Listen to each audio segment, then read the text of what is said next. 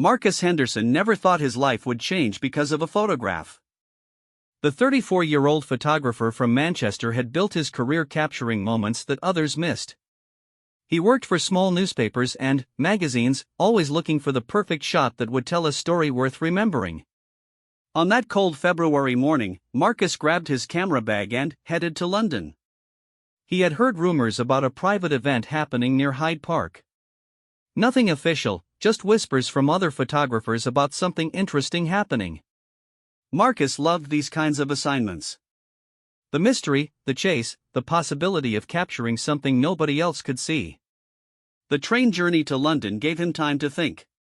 Marcus had been struggling lately. His girlfriend Sarah had left him 3 months ago. She said he cared more about his camera than their relationship. Maybe she was right.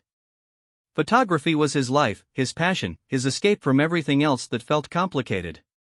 When Marcus arrived at Paddington Station, London felt different somehow. The air was crisp, and people moved with purpose through the busy streets.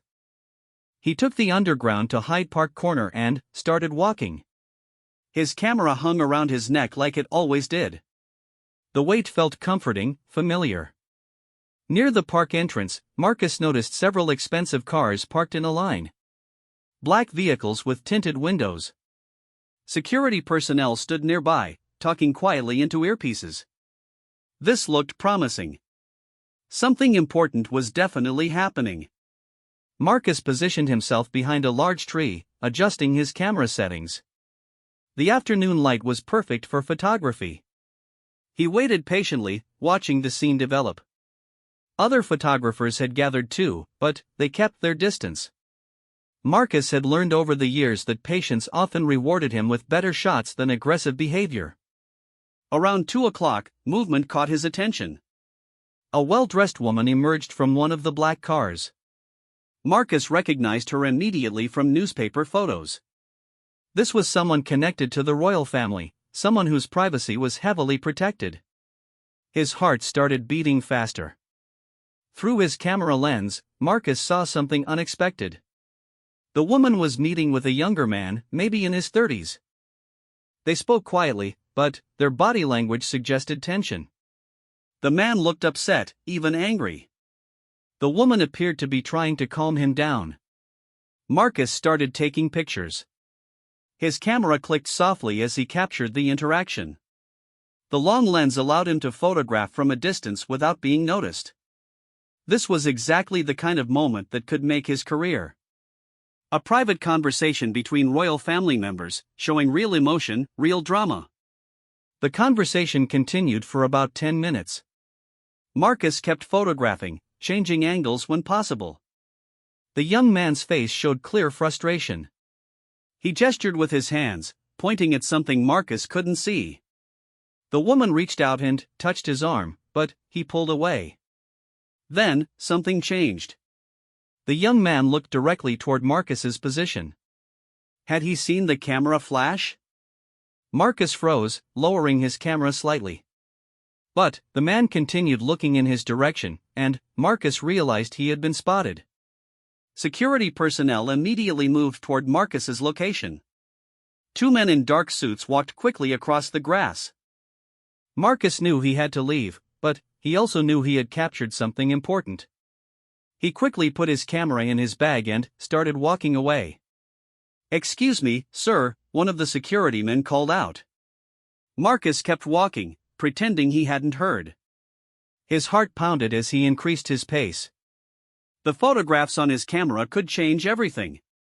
They showed real emotion, real conflict within the royal family. Marcus made it to the Underground station without being caught. On the train back to Manchester, he looked through the photos on his camera's small screen. They were perfect.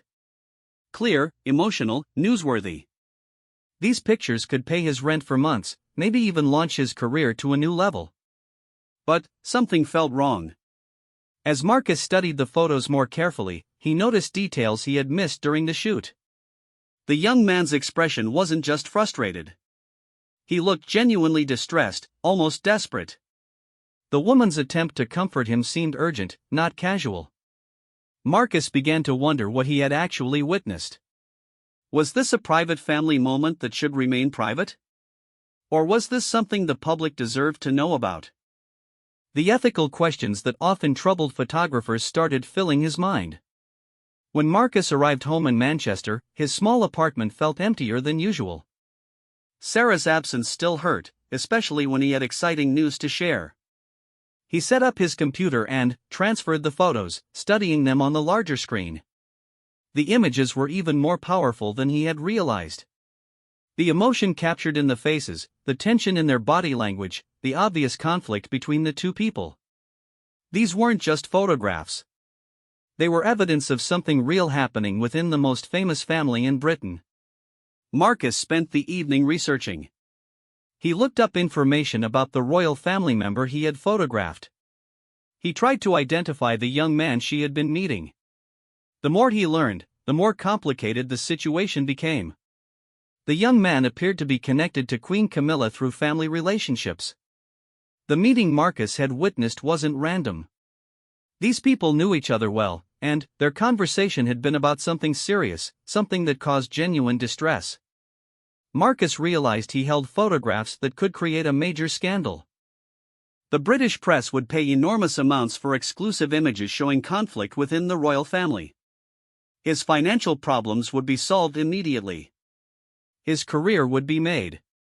But doubt crept into his thoughts. Was this right? Did he have the moral authority to expose what appeared to be a private family crisis? Marcus had always believed that photographers should reveal truth, but he also understood the difference between public interest and public curiosity. Sleep didn't come easily that night. Marcus lay in bed thinking about Sarah, about his struggling career, about the photographs on his computer. He thought about the distressed expression on the young man's face, about the woman's obvious concern for him. The next morning, Marcus made coffee and sat at his computer again. The photographs still looked incredible. Professional, newsworthy, valuable. He opened his email and started typing messages to newspaper editors and magazine publishers. This was his chance, perhaps his only chance, to make something significant happen in his career. But, before sending any emails, Marcus stopped. Something Sarah had once said came back to him. She had told him that his best photographs were the ones that showed human dignity, not human weakness. She said he was talented at capturing people's strength, not their vulnerabilities. Marcus looked at the photographs again. Yes, they showed real emotion and real conflict. But they also showed people in what appeared to be genuine distress. The young man's face revealed pain that seemed deeply personal. The woman's concern appeared to be about someone she cared for. The morning passed slowly as Marcus struggled with his decision. His bank account showed only a few £100 remaining. His rent was due in 2 weeks. His career needed something big to happen soon, or he would have to consider giving up photography entirely. Around noon, Marcus's phone rang. The number wasn't familiar, but something made him answer. "Is this Marcus Henderson, the photographer?" The voice was formal, professional. "Yes, this is Marcus. Mr. Henderson, we need to speak with you about some photographs you may have taken yesterday in London. Would you be available to meet this afternoon?" Marcus felt his stomach drop.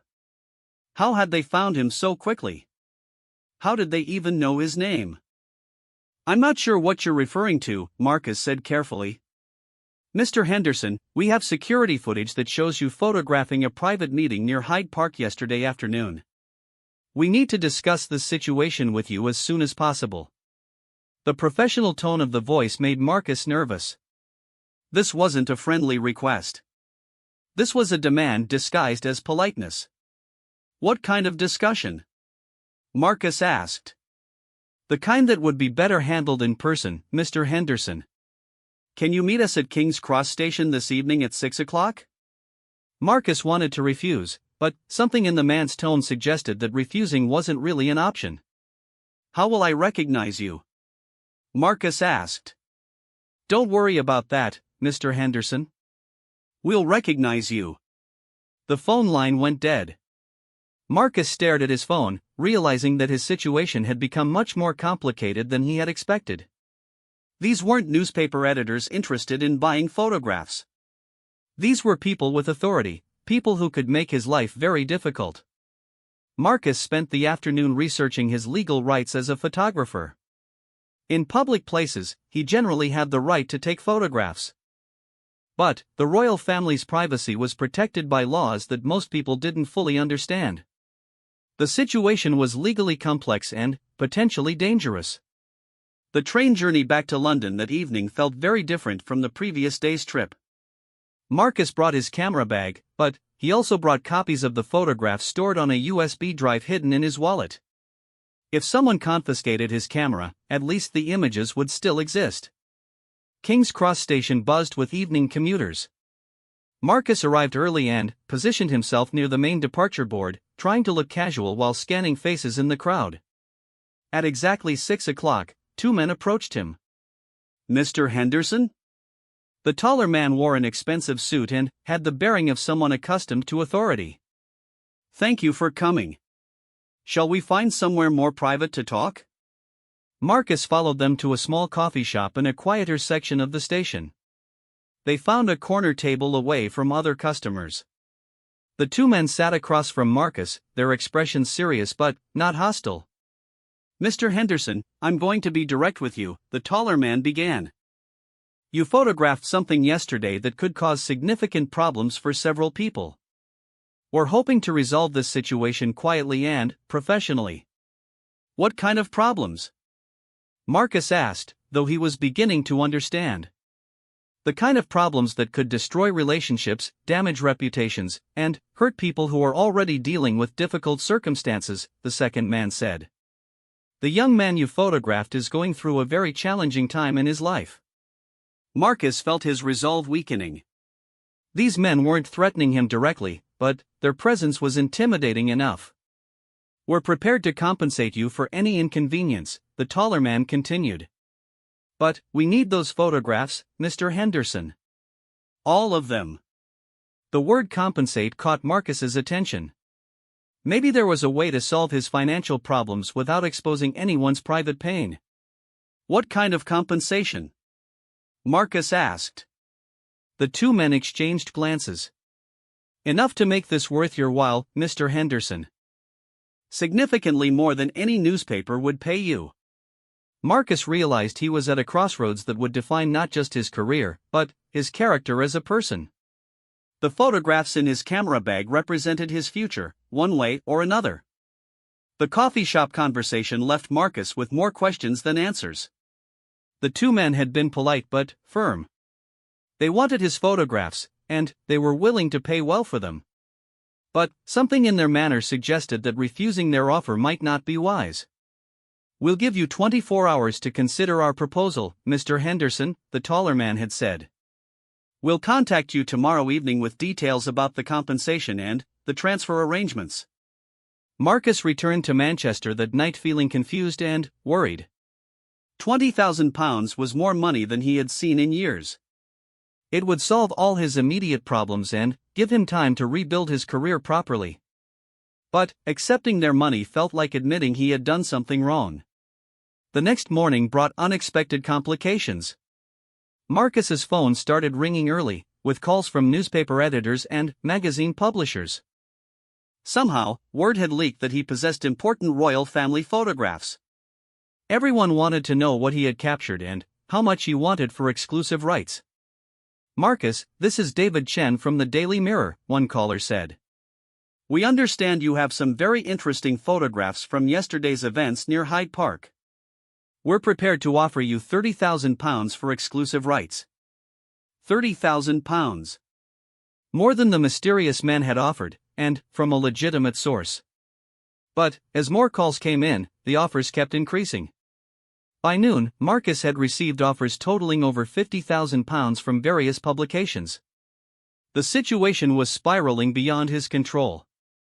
Marcus hadn't contacted any of these people, which meant someone else was spreading information about his photographs. But who knew about them besides the two men from the previous evening? Around 2 o'clock, Marcus received a call that changed everything. "Is this Marcus Henderson?" The voice was young, nervous, clearly distressed. Yes, who is this? My name is Tom Parker. I think you photographed me yesterday near Hyde Park. Marcus felt his heart stop. This was the young man from the photographs, calling him directly. I'm not sure what you mean, Marcus said carefully. Please don't lie to me, Mr. Henderson. I know you were there. I saw your camera. And now people are calling me asking about photographs that supposedly show me in some kind of compromising situation. The desperation in the young man's voice was heartbreaking. Marcus could hear real fear, real panic. Mr. Parker, I think we should meet and discuss this properly, Marcus said. No, you don't understand. I can't meet anywhere public. People are watching me now. My life is completely falling apart because of those photographs. Marcus realized that his decision to take those pictures had consequences he never considered. This wasn't just about money or career opportunities. Real people were being hurt. What do you want me to do? Marcus asked. I want you to destroy those photographs. Please. They show something that could ruin everything for me and my family. The conversation you photographed wasn't what it looked like. What was it about? Tom Parker was quiet for a long moment. When he spoke again, his voice was shaking. My mother is dying, Mr. Henderson. She has cancer, and she's not going to live much longer. The person you saw me talking to was trying to help me deal with some family issues related to my mother's situation. What you photographed was me having a breakdown about losing her. Marcus felt sick. The dramatic conversation he had witnessed wasn't royal scandal or family conflict. It was a son struggling with his mother's terminal illness. I'm so sorry, Marcus said. I had no idea. The worst part is that now everyone thinks those photographs show some kind of royal family drama. Newspaper editors are calling my family members asking about scandals that don't exist. My mother is dying, and instead of being able to spend her last weeks in peace, we're dealing with photographers camping outside her hospital. Marcus realized he had created a nightmare for people who were already suffering through the worst experience of their lives. His photographs had been misunderstood, misinterpreted, and were now causing additional pain to a family dealing with terminal illness. Mr. Parker, I want to help fix this situation, Marcus said. Tell me what I can do. Just destroy the photographs. Please. Don't sell them to anyone. Don't let them be published. Just delete them and pretend this never happened. After ending the call, Marcus sat in his apartment staring at his computer. The photographs that had seemed like his salvation now felt like evidence of his own moral failure.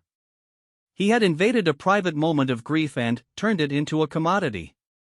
But the situation was more complicated than just deleting photographs. Multiple newspaper editors now knew about the images and expected to see them. If Marcus simply disappeared or claimed the photographs didn't exist, they would become suspicious and investigate further. That evening, Marcus received the promised call from the two men he had met at King's Cross Station. Mr. Henderson, have you made your decision about our offer? The familiar voice asked.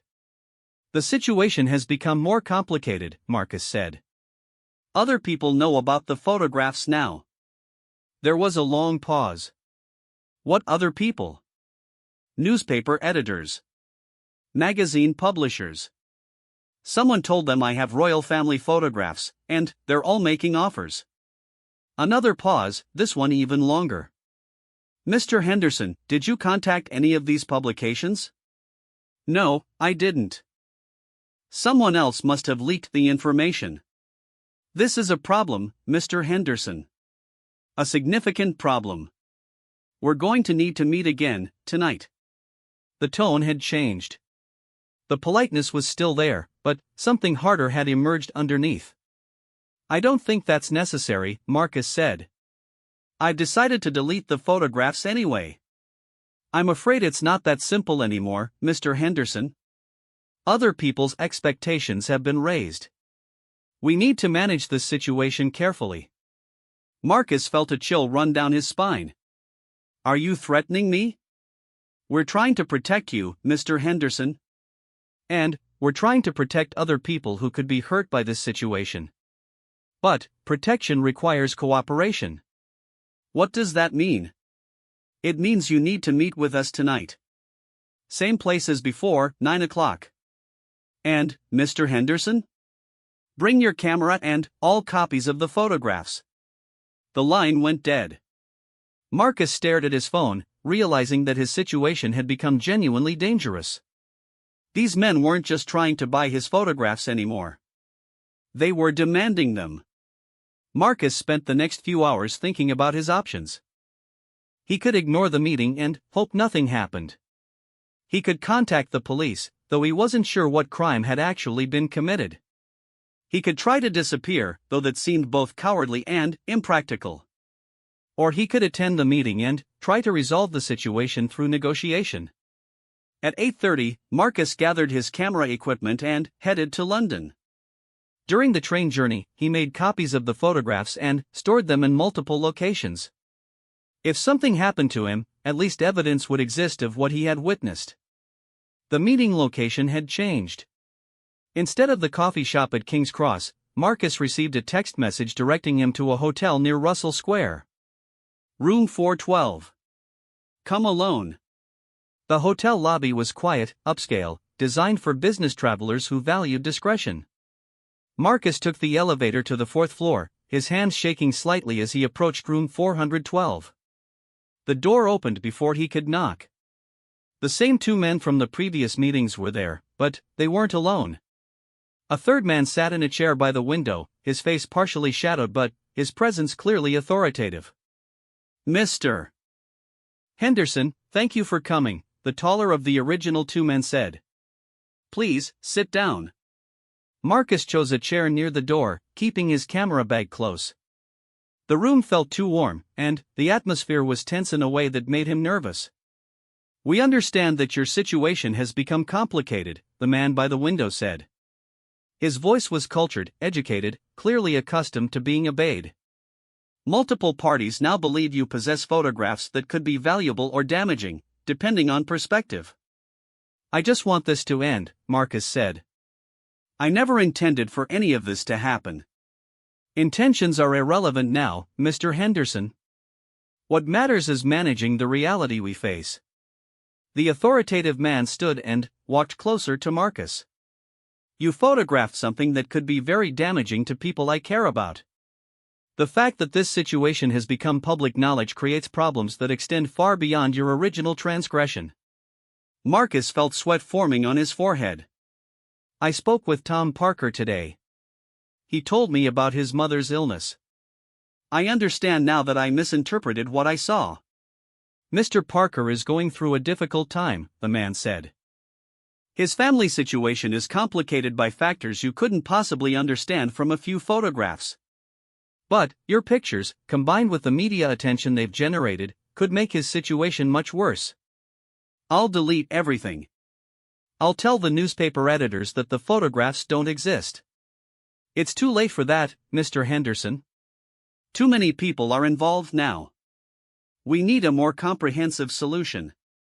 The man reached into his jacket pocket and pulled out an envelope. Inside this envelope, you'll find a check for £50,000 and an agreement stating that you never took any photographs yesterday, that you were never near Hyde Park, and that this entire situation is a misunderstanding created by false rumors. Marcus stared at the envelope. £50,000 would change his life completely. If I sign this agreement, what happens to the photographs? You give us your camera, your computer memory cards, and any other storage devices that might contain the images. We'll handle the technical aspects of ensuring complete deletion. And if I don't sign? The man's expression didn't change, but something cold entered his eyes. Mr. Henderson, you've created a situation that threatens to cause significant harm to people who are already suffering. Tom Parker's mother is dying, and your photographs could make her final weeks a nightmare of media intrusion. Is your career really more important than a dying woman's peace? Marcus felt trapped between impossible choices. The moral argument was compelling, but the pressure tactics felt wrong. If these people were truly concerned about protecting a grieving family, why did their approach feel so threatening? I need time to think about this, Marcus said. Time is exactly what we don't have, Mr. Henderson. Every hour that passes increases the risk that someone else will publish false stories based on speculation about your photographs. The man sat down across from Marcus, leaning forward slightly. Let me be very clear about something, Mr. Henderson. The people affected by this situation have resources and connections that you cannot imagine. They can make your life very difficult if you choose to be uncooperative. Marcus felt his anger rising. Are you threatening me? I'm explaining reality to you. You've stumbled into a situation involving powerful people and sensitive circumstances. You can either be part of the solution, or you can become a more serious problem that requires more serious solutions. The meaning was unmistakable. Marcus was being threatened, politely but clearly. What kind of more serious solutions? Marcus asked. The man smiled, but there was no warmth in it. Mr. Henderson, you're a photographer who works alone, who lives alone, who has very few close relationships. You've recently lost your girlfriend, you're struggling financially, and you spend most of your time in isolated situations with expensive camera equipment. London can be a dangerous city for people in such circumstances. Marcus felt his blood turn cold.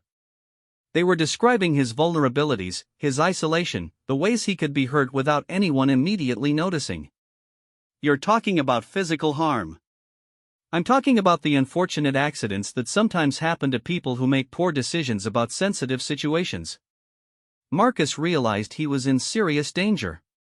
These weren't just royal family representatives trying to prevent embarrassment. These were people willing to use violence to protect whatever secrets Tom Parker's situation involved. I'll sign the agreement, Marcus said quietly. Excellent. You're making the wise choice. But, as Marcus reached for the envelope, his phone buzzed with a text message. The screen lit up with words that changed everything. Marcus, this is Tom Parker. Don't sign anything. They're not who you think they are. Meet me tomorrow if you can. I'll explain everything. Marcus stared at the text message on his phone screen, his hand trembling slightly. The three men in the hotel room hadn't seen the message yet, but they were watching him carefully. The authoritative man was still holding out the envelope with the agreement and check. Is there a problem, Mr. Henderson? The man asked, his voice sharp with suspicion. Marcus had to make a split-second decision. If these men saw Tom Parker's warning message, both he and Tom could be in serious danger. But, if he signed their agreement without understanding what was really happening, he might be making an even worse mistake. Just a spam text, Marcus said, quickly turning his phone face down. Sorry, where do I sign? The man's eyes narrowed slightly, but he handed Marcus the envelope. Inside was a legal document filled with complex language and a bank check for exactly £50,000. Marcus had never seen so much money written in his name.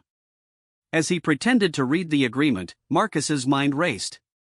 Tom Parker's text message suggested that these men were lying about who they were and what they wanted. But what did that mean? If they weren't representing the royal family, then who were they? And why did they want his photographs so desperately? Mr. Henderson, we don't have all night, the taller of the original two men said impatiently. Marcus looked up from the documents. The three men were positioned around the room in a way that blocked all exits. The man by the window had moved closer to the door. This wasn't just a business meeting anymore. This felt like a trap. Actually, I've changed my mind, Marcus said, standing up and putting the envelope back on the table. I need more time to think about this. The temperature in the room seemed to drop several degrees. The authoritative man's polite mask slipped, revealing something much more dangerous underneath. Sit down, Mr. Henderson. It wasn't a request. Marcus remained standing, his camera bag clutched tightly in his hands. I think I'll leave now, Marcus said, moving toward the door. The man by the window stepped directly in front of him, blocking his path. Up close, Marcus could see that this wasn't someone who spent his time in offices or boardrooms. This was someone who knew how to hurt people. You're not leaving until we resolve this situation, Mr. Henderson. Marcus felt panic rising in his chest. These men had lured him to an isolated location and were now preventing him from leaving. Whatever they wanted, it was important enough to risk kidnapping for. "You can't keep me here against my will," Marcus said, though his voice sounded weaker than he intended. The authoritative man laughed softly. "Mr. Henderson, you came here voluntarily to discuss a business transaction. If you're having second thoughts about our generous offer, we're simply trying to help you understand the consequences of refusing it." "What consequences?"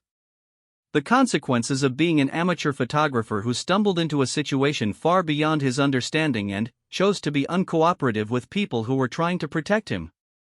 The man reached into his jacket again, and, for a terrifying moment, Marcus thought he might pull out a weapon.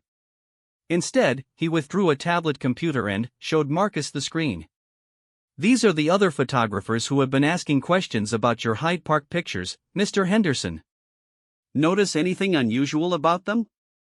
Marcus looked at the screen, which showed surveillance photographs of several people he recognized from newspaper offices and magazine publishers.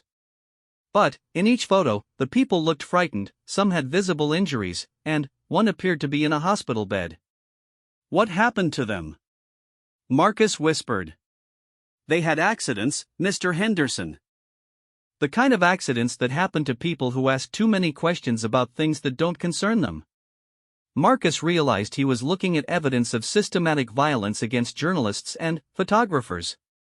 These men weren't trying to prevent royal family embarrassment. They were covering up something much worse. "Who are you people?" Marcus asked. "We're people who solve problems for other people, Mr. Henderson. Problems like photographers who take pictures they shouldn't take, journalists who ask questions they shouldn't ask, and witnesses who see things they shouldn't see." The man by the window pulled out his phone and showed Marcus another image. This one was a photograph of Marcus's apartment building in Manchester, taken from across the street. "We know where you live, Mr. Henderson. We know your daily routines, your favorite restaurants, the route you take to the train station. We know that you live alone and that very few people would notice immediately if something happened to you." Marcus felt his legs getting weak. These weren't empty threats. These people had been watching him, studying him, preparing to hurt him if necessary. "What do you really want?" Marcus asked. "We want the photographs, obviously. But we also want to make sure you understand why those photographs must never be seen by anyone." The authoritative man sat back down and gestured for Marcus to do the same. Reluctantly, Marcus returned to his chair, though he kept his camera bag ready to grab if he needed to run. "The young man you photographed, Tom Parker, is not just connected to the royal family through normal relationships, Mr. Henderson. He's connected through circumstances that certain people would kill to keep secret." "What circumstances?" "Tom Parker has information about financial arrangements between the royal family and certain international organizations." "Information that could destabilize the British government and destroy relationships with allied nations." Marcus felt confused. "What does that have to do with the conversation I photographed?" "The woman Tom was meeting with was delivering a message about those financial arrangements. She was warning him that certain people knew about his information and were taking steps to neutralize the threat he represented." "Neutralize how?" "By killing him, Mr. Henderson." "Tom Parker has been marked for assassination because of what he knows." The revelation hit Marcus like a physical blow. He had stumbled into a situation involving international conspiracy and assassination plots. No wonder these people were willing to use violence to control the situation. "The photographs you took show Tom Parker receiving a death threat, Mr. Henderson." "If those images are published, it will confirm to his enemies that he has been warned, which will accelerate their timeline for killing him." Marcus began to understand the true scope of what was happening. "You're trying to protect him." "We're trying to protect several people, including Tom Parker and the woman who warned him." "But we're also trying to protect you from becoming another casualty in a situation that involves very dangerous people." "What dangerous people?" The man hesitated, then seemed to make a decision about how much to reveal. Tom Parker discovered evidence that certain members of the royal family have been receiving payments from foreign intelligence services in exchange for classified information about British military operations. The information he possesses could expose a decades-long espionage network operating at the highest levels of British society. Marcus felt overwhelmed. International espionage, royal family treason, assassination plots, this was far beyond anything he had imagined when he took those photographs. Why are you telling me this? Because you need to understand what you're dealing with, Mr. Henderson. The people who want Tom Parker dead have unlimited resources and no moral constraints. If they believe you possess evidence that could interfere with their plans, they will kill you without hesitation. But I don't know anything about espionage or financial arrangements. I just took some pictures of a conversation. Pictures that could save Tom Parker's life or get him killed, depending on how they're handled. The man leaned forward again, his expression serious but no longer threatening. We're not the bad guys in this situation, Mr. Henderson. We're trying to extract Tom Parker safely and protect the evidence he's gathered. But we need those photographs to disappear so his enemies don't realize we've made contact with him. Marcus looked around the hotel room, trying to process everything he had learned. If these people were telling the truth, then his photographs were connected to life and death situations involving international conspiracy and government corruption. How do I know you're telling me the truth? Marcus asked. The authoritative man pulled out his phone and dialed a number, then put the call on speaker. Tom, are you there? He said into the phone. Yes, I'm here. Tom Parker's voice was clearly recognizable, and he sounded terrified. Tom, I'm here with Marcus Henderson, the photographer. Can you confirm for him that what we've told him about your situation is accurate? Mr. Henderson, they're telling you the truth. I'm in hiding right now because people are trying to kill me. The conversation you photographed was someone warning me about the threat. If those pictures become public, it could get me killed. Marcus felt his world shifting again. Tom Parker himself was confirming the story these men had told him. Tom, what should I do? Marcus asked. Give them the photographs, Mr. Henderson. Please. Delete everything and pretend this never happened. My life depends on it. The phone call ended, leaving Marcus alone with the three men and an impossible decision. Everything they had told him sounded like something from a thriller movie, but Tom Parker's voice had been genuine, filled with real fear. Now do you understand the situation you become involved in, Mr. Henderson? The authoritative man asked. Marcus nodded slowly. What happens next? You give us your camera and all copies of the photographs. We arrange for safe transportation back to Manchester for you. And you never speak about any of this to anyone, ever. And the money? The £50,000 is still yours. Consider it compensation for the inconvenience and a guarantee of your future silence about these events. Marcus looked at the envelope on the table, then at his camera bag. £50,000 would solve all his financial problems and give him a fresh start. But accepting the money would also mean becoming complicit in whatever conspiracy he had accidentally discovered. What if I refuse? Marcus asked. The man's expression hardened again. Then, Tom Parker dies, the woman who warned him dies, and you probably die too. The people behind this conspiracy don't leave loose ends, Mr. Henderson. Marcus realized he had no real choice. Whether these men were heroes or villains, the situation they described was too dangerous to ignore. Tom Parker's life was at stake, and possibly his own as well. I'll give you the photographs, Marcus said quietly. But, even as he reached for his camera bag, Marcus was forming a plan. These men wanted all copies of the photographs, but they had no way of knowing about every storage location where he might have hidden backup files. If he was clever about it, he might be able to protect himself while still appearing to cooperate.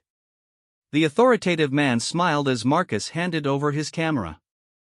You're making the right choice, Mr. Henderson. This situation will be resolved quietly, and everyone will be safer as a result. As the men examined his camera and removed the memory cards, Marcus wondered if he was saving lives or enabling a cover-up.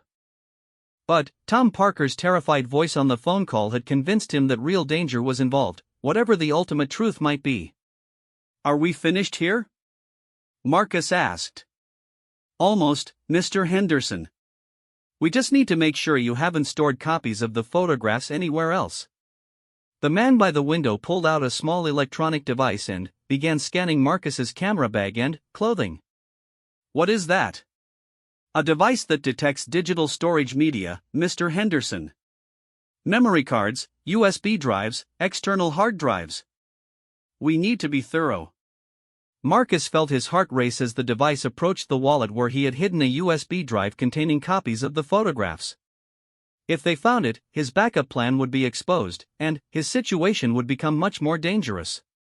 The device beeped softly as it passed over his wallet.